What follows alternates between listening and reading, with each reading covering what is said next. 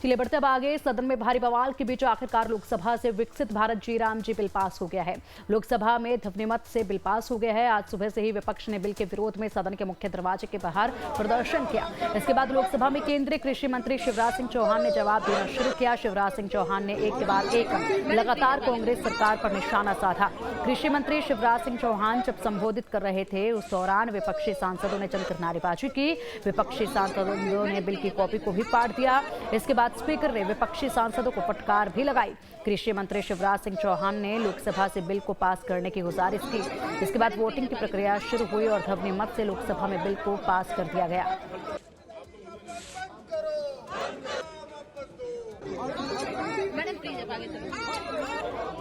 जमकर आज हंगामा हुआ है और इसी के साथ लोकसभा में ध्वनिमत से विकसित भारत जी राम जी बिल को पास किया गया।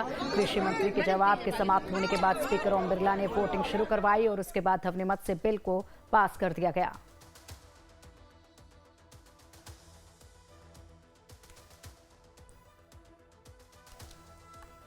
Shri Kedar Radhakrishnan, Saugata Roy, NK. Premachandran, KC. Venugopal, DM. Kathir आनंद, विशाल पाटिल, अरुण नेहरू, डॉक्टर के. काव्या, सुश्री ज्योतिमणि, बेनी बैनन, शशिकांत सेंथिल, हाईबी ईडन, अब्दुल रशीद शेख, इकरा चौधरी, इन सभी मान्य सदस्यों ने विभिन्न खंडों पर अपने अपने संशोधन दिए हैं। अगर वे प्रस्तुत करना चाहते हैं तो अपनी सीट पर चला जाए, अन्यथा मैं सभी खंडों को एक साथ ले रहा हूं। विधेयक पर विचार करने हेतु प्रस्ताव स्वीकृत किया जाए। जो सदस्य इसके पक्ष में आ गए हैं, जो सदस्य विरोध में ना गए, मेरे विचार में निर्णय हाँ वालों के पक्षवा विधेयक पर विचार करने के प्रस्ताव को स्वीकृत किया। अब सभा विधेयक पर खंडवार विचार करेगी। प्रश्न ये कि खंड 2 से 37 विधेयकांग बने।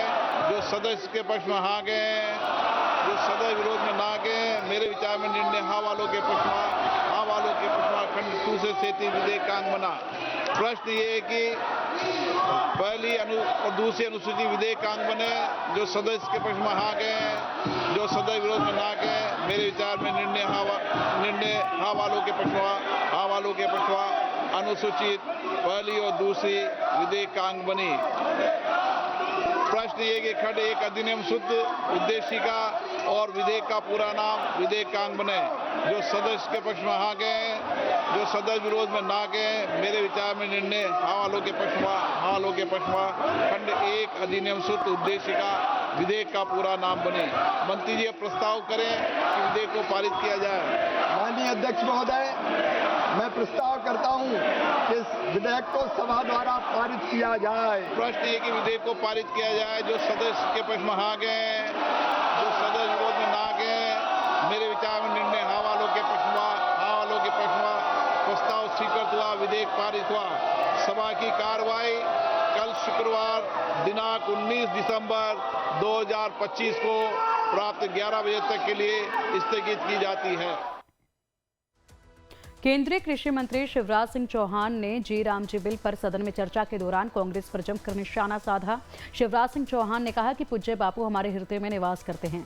इसके साथ ही शिवराज ने कहा कि पूज्य बापू हमारे प्रेरणा स्रोत हैं। शिवराज सिंह चौहान ने कहा कि पहले नरेगा नाम रखा गया था, लेकिन चुनाव नजदीक आते देखकर कांग्रेस की सरकार ने इस योजना में महात्मा गांधी का नाम जोड़ दिया था।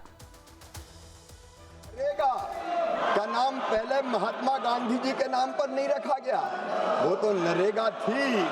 बाद में जब 2009 के चुनाव आए तो चुनाव और वोट के कारण बापू याद आए, महात्मा गांधी याद आए और तब उसमें जोड़ा गया महात्मा गांधी जी का नाम। लेकिन माननीय अध्यक्ष महोदय, मैं निवेदन करना चाहता हूं, इस मनरेगा को भी अगर ताकत के साथ किसी ने ठीक ढंग से लागू किया तो वो हमारे प्रधानमंत्री श्रीमान नरेंद्र मोदी जी ने लागू किया। माननीय अध्यक्ष महोदय, आपके माध्यम से मैं देश को बताना चाहता हूं, 2006 से लेके ये ढोंग करते हैं, ये कांग्रेस के लोग ढोंग करते हैं। जब यूपीए की सरकार थी, माननीय अध्यक्ष महोदय, 6-7 से 13-14 तक केवल 1660 करोड़ मानव दिवस श्रम दिवस सृजित हुए, लेकिन नरेंद्र मोदी जी के नेतृत्व में 3210 करोड़ श्रम दिवस सृजित करने का काम किया। अरे तुमने मनरेगा लागू की, तुम ढोंग करते हो, ढोंग। नरेंद्र लोकसभा से बिल पास करने के बाद शिवराज सिंह चौहान ने प्रेस कॉन्फ्रेंस के दौरान भी विपक्ष और कांग्रेस पर जमकर निशाना साधा। शिवराज सिंह चौहान ने कहा कि विपक्ष को राम के नाम से आखिर आपत्ति क्यों है। कांग्रेस मनरेगा करती, कितना खर्च किया कांग्रेस ने, यूपीए की सरकार ने मनरेगा पर? 6-7 से 13-14 तक कुल खर्च किया 2,13,220 करोड़ 39 लाख रुपए। और 2024-25 तक माननीय मोदी जी के नेतृत्व में एनडीए की सरकार ने 8,53,810 करोड़ 91 लाख रुपए श्रम दिवस उन्होंने सृजित किए। 1660 हमने सृजित किए, 3210। और अगर पूरा किए गए कामों को हम देखें तो 153 लाख उनने कंप्लीट किए, 862 लाख हमने किए। हमने रोजगार ज्यादा दिया, विकास के काम ज्यादा किए। और अब अगर एक कदम बढ़ के और एक योजना बनती है तो उसमें आपत्ति क्या है? हमारे प्रतिपक्ष के मित्रों ने जो कहा हमने ध्यान से सुना और आज मुझे जवाब देना था। मैंने आग्रह किया कि मैं आपके एक एक प्रश्न का उत्तर दूंगा, लेकिन मुझे सुना जाए। लेकिन जैसा अमर्यादित आचरण का प्रदर्शन हुआ,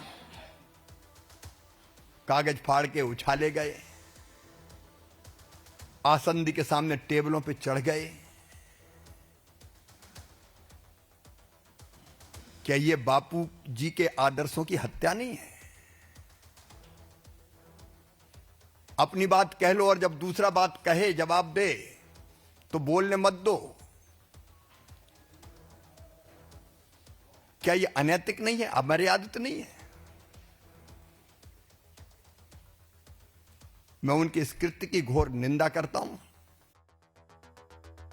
बिल पास होने के बाद कांग्रेस सांसद प्रियंका गांधी का भी बयान सामने आया है। प्रियंका गांधी ने कहा कि विपक्ष का विरोध आगे भी जारी रहेगा और इस बिल से मनरेगा खत्म होने वाला है। सुनिए उन्होंने क्या कुछ कहा।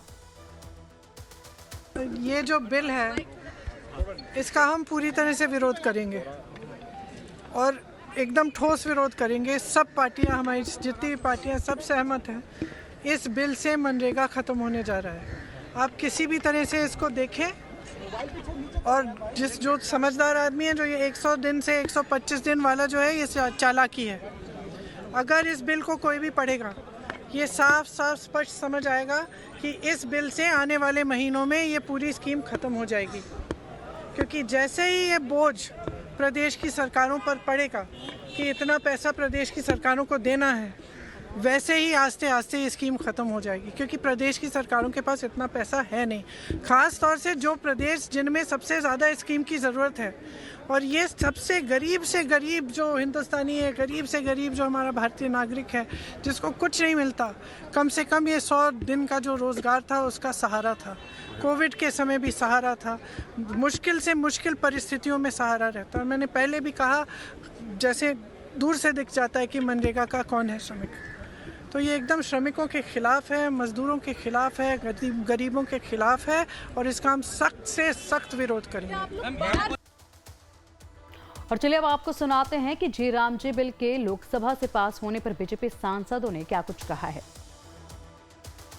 सभी राम भक्त आज खुश होंगे, पूरा भारत खुश होगा, अयोध्या खुश होगा। जी राम जी पे गरीबों के कल्याण में ये बिल का नाम जी राम जी जो किया है, यशस्वी प्रधानमंत्री जी को कोटि कोटि इसके लिए वंदन, अभिनंदन और सभी राम भक्तों को बहुत शुभकामनाएं। साथ में जिस तरीके से अपोजिशन लगातार नाम बदलने को लेकर सवाल उठा अपोजिशन पीड़ा में है। देखिए, बिहार के हार के बाद अब कलकत्ता बंगाल हार दिख रही है उनको, उसके बाद यूपी हार है। अपोजिशन की पीड़ा एक अलग है। वो खाली इस बिल पर आज वो लोगों ने सदन की गरिमा भी आज एकदम अध्यक्ष जी के बगल में आके खड़े हो गए थे। बहुत आज पीड़ाजनक दृश्य भी था अंदर। ये देश विकसित भारत होने के तरफ अग्रसर है, जो गांधी जी का सबसे बड़ा सपना है। उस सपने को पूरा करने के लिए मोदी सरकार प्रयास कर रही है। 100 दिन की जगह 125 दिन का गारंटीड काम दिया जा रहा है। इसमें किसी को क्या आपत्ति हो सकती है? आप महात्मा गांधी के सपनों की हत्या क्यों करना चाहते हैं? महात्मा गांधी जी हर उस घर में जिंदा हैं जो गरीब को मोदी सरकार ने प्रधानमंत्री आवास योजना के तहत दिया है। इनको कॉन्स्टिट्यूएंट असेंबली पता ही नहीं है। जब कॉन्स्टिट्यूएंट असेंबली में डिबेट हुआ ना, तो राजेंद्र बाबू ने और पूरे संविधान सभा ने कहा कि भगवान का नाम और गांधी का नाम जो है कहीं यूज़ नहीं होगा, क्योंकि जिसमें बढ़ाव हो, कटाव हो, छटाव हो, जिसको तोड़ना हो, मरोड़ना हो, चेंज करना हो, उसमें गांधी का नाम यूज नहीं हो सकता है। अब इससे बड़ी बात क्या हो सकती है? ये लोग गांधी को मारने वाले लोग हैं, रोज गांधी को मारते हैं। तो जयराम जी पर लगातार घमासान देखा गया है और इसी के साथ तमाम प्रतिक्रियाएं भी सामने आई हैं। विपक्ष लगातार हंगामा कर रहा है, तो वहीं सत्ता पक्ष जो है वो लगातार बता रहा है कि क्यों जरूरी था आखिरकार ये बदलाव, नाम को लेकर बदलाव हो या फिर दिनों को लेकर बदलाव हो। दूसरी तरफ केंद्रीय मंत्री चिराग पासवान ने सदन के अंदर विपक्ष के रवैये को लेकर भी हैरानी जताई है। विपक्षी सांसदों की तरफ से बिल की कॉपी फाड़े जाने की चिराग पासवान ने निंदा की है। बीजेपी सांसद कंगना रनौत ने भी जयराम जी बिल के पास होने पर खुशी जताई और विपक्ष के विरोध को बेतुका बताया। जिस तरीके से चेयर को आज अपमानित किया गया, जिस तरीके से कागज फाड़े गए, उसको हवा में उड़ाया गया, प्लेन बनाए गए कागज के, वो चेयर की तरफ फेंके गए। और हद तो तब हो गई जब कांग्रेस के सांसद चेयर के सामने खड़े हो गए। इस तरीके से मर्यादाओं को तार तार करके आप अगर अपनी बातों को रखेंगे तो ये कतई परंपरा के अनुसार नहीं है और इसको कतई स्वीकार नहीं किया जाएगा। अगर आपको विधेयक को लेकर कोई चिंता है, आप अपनी बातों को रखिए। और कल 8 घंटे की चर्चा हुई है भैया, 99 लोगों ने उसमें पार्टिसिपेट किया है, पूरा मौका आपको दिया गया अपनी बात को रखने का। पर उसके बाद इस तरीके का आचरण ये गलत है, ये मर्यादाओं के अनुरूप नहीं। और कांग्रेस जैसी पार्टी जो देश की सबसे पुरानी पार्टी है, उसने परंपराओं को ध्वस्त करने का काम किया, ये गलत है।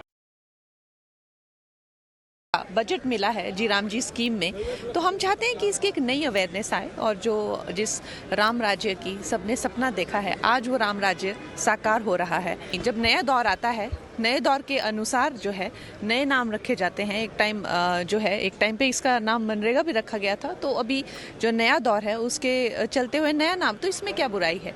जब एक स्वर्णिम अमृत काल आया है भारत के लिए, तो हम definitely want to define it by our government, and which government doesn't want to do it. BJP सांसद जगदम्बिका पाल ने जहां इस बिल की खूबियों के बारे में बतवाया, तो वहीं दूसरी तरफ कांग्रेस सांसद इमरान मसूद ने केंद्र सरकार पर जमकर निशाना साधा। गांव में जाते हैं, हर गांव में सबसे बड़ी शिकायत थी कि साहब जिस समय हमको मजदूर की जरूरत पड़ती है, सबसे जब पीक आवर होता है एग्रीकल्चर में, बुआई का, कटाई का, सिंचाई का, उस समय मजदूर इसलिए नहीं मिलते कि वो मनरेगा में लगे रहते हैं। तो कम से कम आज 125 दिन अलग किया जा रहा है और बुआई, कटाई और निराई के समय उस मजदूर को अलग काम मिलेगा। मैं समझता हूं ये ऐतिहासिक संशोधन लेकर के आए हैं, मैं बधाई देना चाहता हूं शिवराज सिंह। केंद्र और राज्य के बीच खर्च का अनुपात बदलकर पूरी योजना का खर्च आपने राज्यों पर डाल दिया और राज्यों की स्थिति इतनी खराब है कि आप उत्तर प्रदेश के अंदर 1485 करोड़ रुपए मजदूरी की मद में और 1202 करोड़ रुपया सामग्री की मद में अभी भी लंबित है। और इस स्थिति में अगर रहेगा तो उत्तर प्रदेश के अंदर 3000 करोड़ रुपया प्रतिवर्ष अगर 60-40 पर आप करेंगे तो प्रतिवर्ष आएगा और 4 वर्षों में 15,000 करोड़ की यह धनराशि हो जाएगी, जो ना होगी, ना ये योजना चलेगी, ना गरीब को फायदा मिलेगा।